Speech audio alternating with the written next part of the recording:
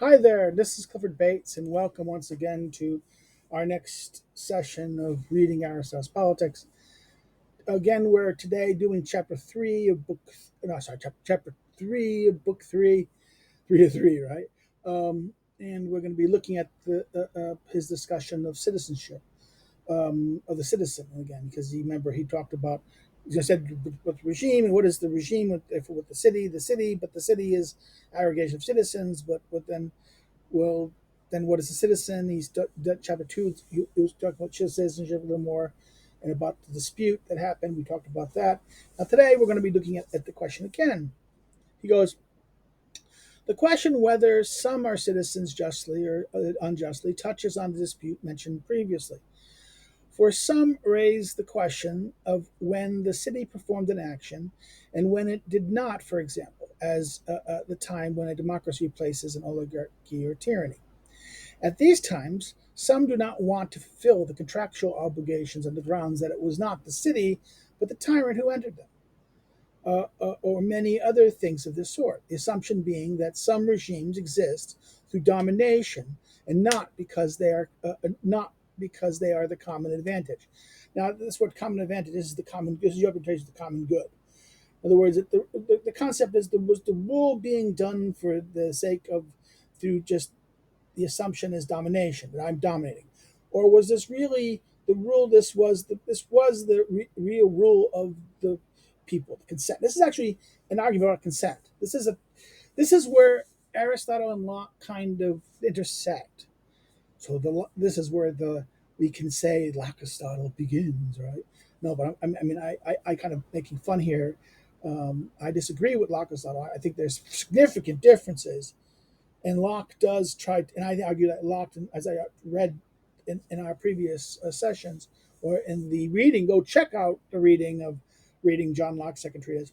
That Locke and Aristotle are kind of more disagreement than disagreement. Yes, there's an appearance of agreement, and there is, and actually, you can argue that Aristotle has a doctrine of consent. Some people say, "Oh no, there's no doctrine of consent in the classics." Well, yeah, because the idea here is that if you rule merely by domination, there's something unjust about that. There's something unjust. There's something wrong. Rule should be for the sake of the common advantage. What is common advantage? Now, this is the problem. The common good. This is the idea. The good. The good. Yeah. Um, See, there's a reading of Aristotle that wants to turn Aristotle into a Platonist.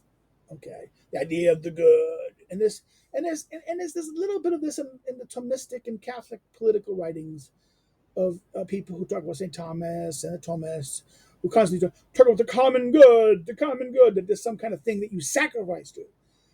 Aristotle here, the common good, as what is being discussed here, is the common advantage, utility, some benefit. In other words, that the political system benefits you. Okay, that the citizens and the people being ruled are benefiting by the rule. In other words, it's not that it's there. It's not that, and by benefit it means not being harmed, or their interests are not being. They are not being harmed, or their interests are not being grossly harmed. In other words, you can have a situation where someone's interests may be harmed, in that their interests and the interest of the community as a large are kind of maybe divergent a little bit or not identical. Because this is the problem. A city or political community is going to be composed of different people with different interests, and therefore you need to point where the common advantage is that those advantages they have in common, and that this is what a good political system tries to do, or a healthy political system tries to do, that to deliver or to maintain or to secure those things that are necessary, that the common, that's what koinonia means, the common things that you share in common. So therefore, it's the assumption. Therefore, here is that only the real regimes are those who are giving the advantage, a ruling for the sake of the common advantage, where rules, and that would mean that what you wouldn't need that much coercion. You wouldn't need that much coercion if you're being advantaged. If you're really being advantaged, because if there is a point where people don't want to. In other words, they don't know what's their advantage, and they think something that is an advantage is not, and that this is like the typical parent problem, right? Parents often have to do things for their children's good, and the children don't like it, right? Sometimes political orders are ruling in the same way. So it's not a absence. This is this is where Aristotle is not a libertarian, or a pure libertarian. It is that sometimes some rule is going to be coercive. It has to be. The nature of law has. This is why law is not only persuasion. It's also a little bit of there is coercion, but it's not complete coercion. See, that's the difference between political rule per se and mastery. Mastery is mere coercion. Despotism is a mere coercion. So tyranny and oligarchy can also be certain kind of oligarchies who rule by only, and also even certain kind of democracies who rule only through coercion are they are they. That's why there's you'll talk about book 4 about certain democracies and oligarchies having things in common with tyranny. And this is because they end up ruling through coercion and through their will and not by law or restraint mechanisms like this. So this is what's interesting here, the point about this. And this is however, if some are run democratically in the same fashion, the actions of the regime must be admitted to belong to the city in the same way as the actions of the oligarch. This is his point.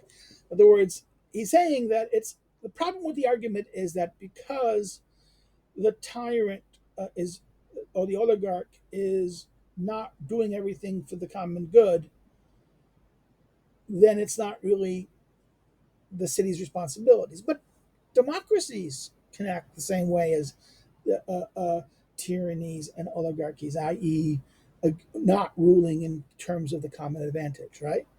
So therefore, this argument is problematic that the ruling for things for the advantage of the ruler reduces the action of therefore those things. But this is also true for the city, the democratic. So this is that point. Let's go look at the continue this text, right? Let's go look. This argument seems to be related to the question of the sense in which the city ought to be spoken as the same or not the same but different. In other words, the regime in the city. Is the regime or the type of government, the type of rule, is that the same as the city or is there a distinction? This is a question. Now, the most superficial way of examining this question concerns location and the human beings constituting it. So, the most superficial way to understand, and I think this is the most obvious way, the most way that we all look at it, right? The simplest way. And I think superficial is a tough word here. Okay, it's right. Um, for the location and the human beings can be disjoined, with some inhabiting one location, others another, and it will still be a city. So therefore, this is the argument is that this is a case. In other words, a city, political community. In other words, they're not all in the same location. They might be the location may have been disjoined, like higher district, lower district, or a river just divides the city and over here and over here, or a bay, something water body, or something is that something divides the place and location. The question, it will still be a city, or something can divide it naturally, some location term. The question in this form is to be regarded as a slight one. So therefore, for in fact that the city is spoken of in several senses makes the examination in such cases easy. In other words, let's look at 8. The city, the polis, has a physical and a political sense. Two cities disjoined a single place in a single place or geography might nevertheless form part of a single city in the political sense. In other words, two urban areas, two areas. Because remember, the term city has two meanings. One is a urban area, and the other meaning is, and actually even in the Greek polis also meant the physical area, the urban center. That's why in Latin there's the distinction in Latin between urban urbs, the city has the urb and the civitas, right? The political is the civitas. The urb is the kind of the physical sociological construction. Um, Here you have this in a political sense. There's two different uh, uh, bodies can be done as it. Aristotle may have in mind island cities that possess territories and towns in the mainland, such as Lesbos or Samos, or cities with substantial distended ports, like in Athens, with the Athens in the center and the Piraeus, right, or Megara, another situation where there was a city inland and a port out near the sea, right?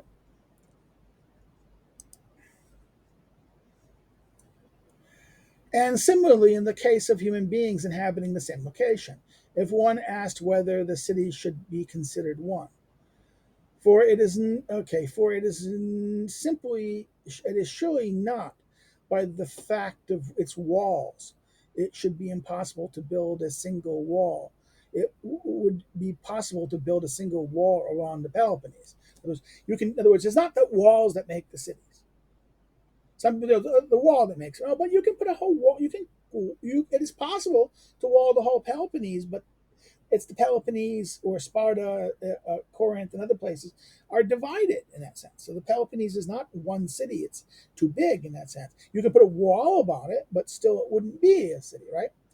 Babylon is perhaps a city of this sort. Babylon is a big, Asian city. It's a place that's huge and it has a wall, right? And he says, it has dimensions of a nation rather than a city. In other words, a nation, a large entity.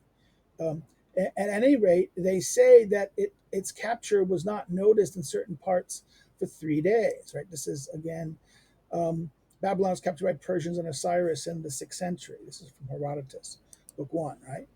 Um, but in fact, the argument this is the city doesn't know it's been captured. In fact, 3 days. In other words, parts of it was captured, but parts of it didn't know it was captured. A city would know it's captured. Political consumption. There's something about a city.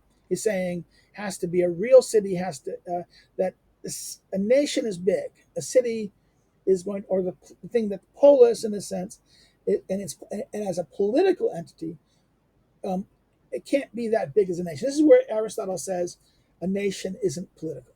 A nation can't be political in that sense, or political form. The political the nation is too big for it to be truly a political koinonia. Okay, and this is where Aristotle and therefore the city. That's why they use the word city, and this is why some people will say Aristotle's out of date. Aristotle's it doesn't understand the city, but and then I think this is why we have to understand that this is why the importance of koinonia, or as Latin's called communitas, as playing function, the function of what the political is, and that today in our modern states, which nations are, which allow for it was the state, not the political form of the city, that led for the nation possibility of the nations as a viable political form. It was the modern construction of the state. And therefore, this is why we don't translate polis as state, because the polis is not a state in this sense. The polis is a koinonia. The state is something like an extended society. That state and society are very connected in this sense. They are the same product. And that's tied to societas, right? This contractual construction, this artificial construction, where the communitas is something natural to the people's interactions with people in a sense, and their shared life together of this is Tonnes's Frederick Tonnes's Gemeinschaft Gesellschaft, a problem, and I think this Aristotle is not that Aristotle is not dealing with the realm of societies or these structures. He'll talk about this now here, right? But for the investigation of this question will be useful on another occasion. Now this is 10, and this is book 4, in book 7, book 7, chapter 4, when he deals with the question of the nation, right? He's not going to deal with it now. He's not going to address the question of the nation and versus the city and the political. For But the size of the city, as regards the political community, right? The city is the form that political life manifests itself in. The polis is the form by which politics emerges. Okay, political life emerges.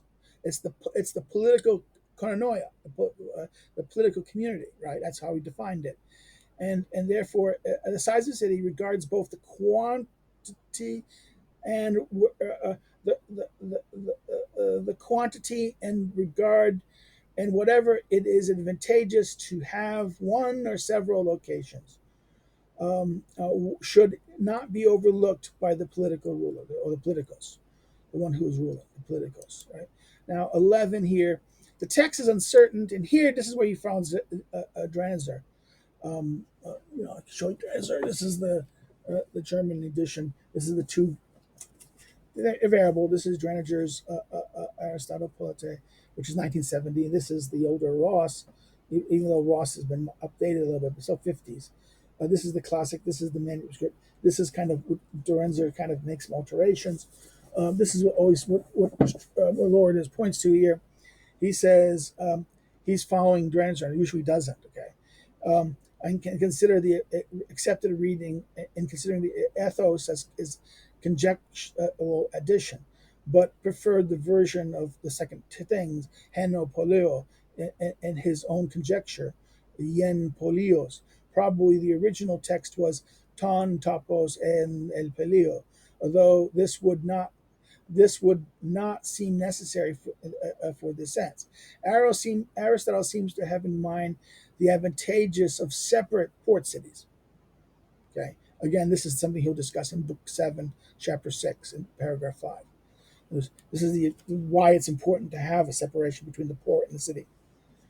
And therefore, this is why. Therefore, this is a question here about whether it is advantageous or not to have the city in several locations. And that this question about the size and whether it's advantageous to have this is something that the political ruler needs to address.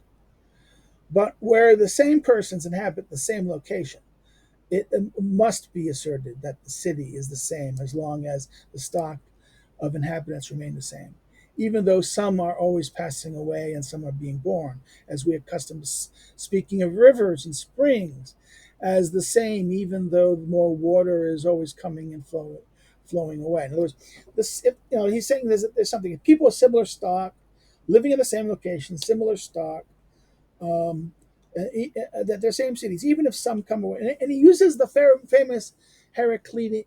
This is his kind of response to the Heraclitic, the famous debate between Heraclitus and Plato. Plato is pure being and pure being. That's not Plato, but I forget the other guy. Parmenides and Heraclitus, right? But a being is always, and it's always flux, right? Aristotle's point is no, even the flux is something there, even if it's things like a river. The river is a river still. Yes, even the river is not the same material matter. What the river composites will change, but it's flowing and it's moving. And the same thing, rivers and springs, right? Or must it be certain that human beings are the same for this sort of reason, but that a city differs? No, it's human beings. Or must it be reason that even though human beings are like this, but the city is different? Right. This is the question here he asks. So first of all, he kind of objects to the thing is that it's not. He raises the thing about just because it's not always the same. If it's the same people over the same time, it should be considered, even if its constituent parts the actual specific individual part will alter, right? And he goes that this, or you got to reject that, or it must be asserted that human beings are of this way, but cities are different. For if the city is a type of koinonia, community, and if it is a community of citizens in a regime, politeia, if the regime becomes and remains different in kind, it might be held that the city as well is necessarily not the same. So the question is, does the city stay the same? But if the regime changes, if the regime changes, right? If a city is that, if a city is a city of communities, and that the citizens in a regime, community of citizens in a regime, it's a koinonia of citizens in a regime, right? But if the regime becomes and remains different in kind, has the city changed? If does a change in regime lead to a change in city? The earlier question was, what obligation does citizens hold? This started out with the question, highlighting the other question, that if there's a change in regime, does the new regime owe the same promises that the old regime made, right? Because the argument was that the city didn't really do that. The city didn't do that, but at one level, the city did. The city, this was, in other words, this was a part acting on whole of the city. And he says here that it is, this idea that the community of citizens of kind, and if the regime becomes different, would it not be different in kind? Now I'll continue. It might be held that the city as well is necessary, not the same. In other words, the city is not the same. So if the regime changes, then is not the city is not the same, right? This is what it could not be said. The city is not the same. At any rate, just as we asserted that a chorus, which at one time comic and at another time tragic, is different, even though the human beings in it are often the same, it is similar with any other community or any compound when the compound takes a different form.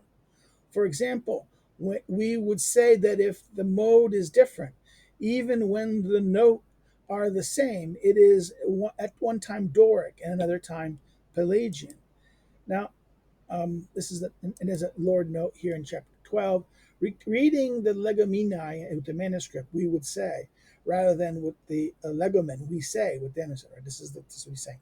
The point of comparison seems to depend on the considerable overlap between the notes utilized for the Dorian and Pelagian mode, as well as the different spirit of these modes. In other words, again, see the reference in Book 8, chapter 5, and Book 7, chapter 9 through 12, right? The music discussion.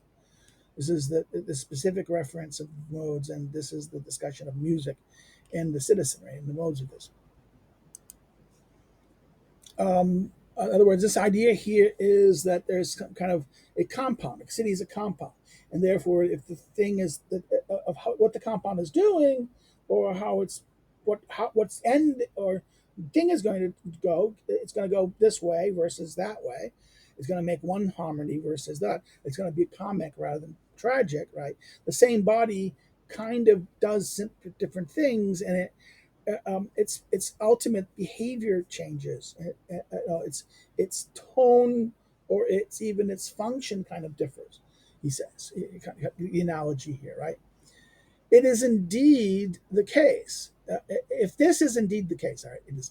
If this is indeed the case, it is evident that it is looking to the regime above all that the city must be said to be the same. In other words, if this is true, that these forms about composite structures and how this does, it does change it to some degree. And this is where he says metabole comes into the city. This is how the city changes. The city really does, it changes through the internal changes that happen within because of the regime. So there is a connection between the regime and the city. And yes, one level the city says the same. There's the appearance of the external form of the city saying the same. But this is what he said. This is why he says it's superficial in that sense. It looks as the apparent is superficial outside the external looking of it. The operational aspect of it is something else at play. The city is this. The city needs. In other words, the city actualizes itself because of the regime. Okay, it is the. This is why I always say it's the form, right? It's the eidos It is the structure of this, and the eidos towards the telos, or the end.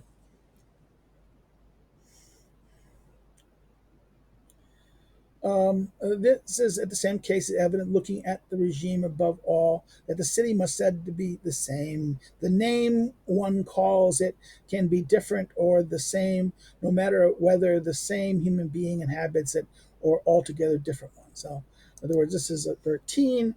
For evidence of these changes in the name of cities, see Newman's note on this chapter. Newman has a very good note here. I'm not going to I'm not going to go pull it because I'd have to go find my Newman and it's hiding someplace. Um, and I don't have the ability to show it to you guys easy. Um, so Newman on this section here has a whole point about this, about the changes of cities' names, and I think it might be useful to look at that. But okay, no. In other words, an example of this is that sometimes the name will change. The city's name will change, even though the regime. But think about this: the most famous one is Byzantium. What was first Byzantium, then the Constantine came in Constantinople, and then the Islamic riders came and took over, defeated Constantinople, and turned it into Istanbul. Right? Regime changes. This is fundamental. Now, of course, even a new conqueror came and then it changed, changed the name, right? So, but even the, in other words, things have changed, but the name was changed. Um,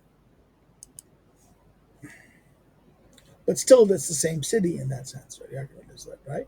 But it's even though the name has changed at one level. Whether the same people inhabit or different ones, right? As to whether it is just to fulfill or not to fulfill contractual agreements when the city undergoes revolution into another um, regime, that is another argument. So in other words, he uses the argument of that question to talk about the composite nature of the city and the interconnection between the regime and something, right? Well, that's how this chapter ends. It deals us as he kind of defines the concept of this what is a citizen, but the citizen is essentially connected to the question of the regime because it's the citizen who is a citizen will be determined by the regime, but also that the regime is shaped. In other words, the, it's a community of citizens within a regime. Okay, and who is the citizen? The regime determines, and the koinonia is their shared life together, and that the polis is that structure which operates over it. Okay, that's it for today's chapter 3. If you have any comments or questions, please do it. Maybe I'll put the note. Maybe I'll go try to find that comment by Newman on this, and I'll put it in the notes if I can find it. Um, if you have any questions, please give them comments. Please make them. If you liked it, liked it. If you didn't like it, again, that. But if you can say why you didn't like it, maybe because you think I'm boring or not interesting. I'm like for squeaky voice. Um, share it with a friend if you liked it. Share it with a friend. Put it in social media. Get the news out there about this. Get more people. Help me subscribe. If you want to make sure you're getting it, if you have not subscribed, subscribe. Encourage others to subscribe. I like to build my channel a little bit and get more people. I like to hit 300 sometime soon. Maybe 400 or even 1,000 eventually, right? Now, you can follow me on social media below. The links are below. If you want to help contribute, you can do so. You can want to financially help build this channel because it's getting these. I've hit my halfway point. I long hit the limit of space on the number of videos on YouTube. This is my private channel, not my university account, and because of that, I had to pay something. I did the small one at first, and then even that got used quickly, and I had to expand it twice to the second one, not the big one. But if I go to, and even now I'm at 50%. Okay, so I had to go. I'll have to go probably delete things in order not to do it. I'm planning two things. I just put You should be seeing. You should have seen a couple of weeks ago. A couple of days past the idea of reading the so-called reading Montesquieu, which I think I'll do after this. Um, I previously said I might do the prints again, but if I do the prints, I will do separately. I think I'll do it on top of the Montesquieu as a separate thing and going back. Um, we'll see. We'll see what happens. Um, it's might just be good to kind of do that in a certain way, to break it up a little bit. Someone says, right? Um, um, Again, if other way you can help, if you want to contribute, if you don't want to pay subscribe star, or if you don't want to, this is the way you can help is through subscribe star or Patreon. I'm not that great on these things, I understand, and people don't like doing this, but you can always, maybe the same people only watching too. So maybe someone new can say, "Oh, I'm kind of tired of this talking about showing your book," but I have to do it because what happens if someone new's come on and they haven't read the other one? It's my book, Chris. This is still before a little bit before Christmas. So if you want to buy a friend or a thing, if it's going to be a student of Aristotle, or they want to help them read Aristotle, you can get my little a notebook for Aristotle's politics. It's not a commentary. It is kind of like a study guide, and it's a kind of Cliff's notes, not a mere summary. It's a guide. It helps explain, but also give charts and graphs to kind of explain various portions of the text in the different sections, help kind of get a better understanding of it. Um, you can buy it directly through Lulu. Lulu is buying. I get more money that way. But if you I still get money if you buy Amazon, but less because Amazon, those published Amazon's Barnes and Noble, whatever, have to get their profit, right? Um, whereas if you buy by Lulu, their share, their profit cut goes to me directly. Um, that's it. Um, I think that's it for now. So take care and see you next time soon. We go to next chapter 4. Bye bye.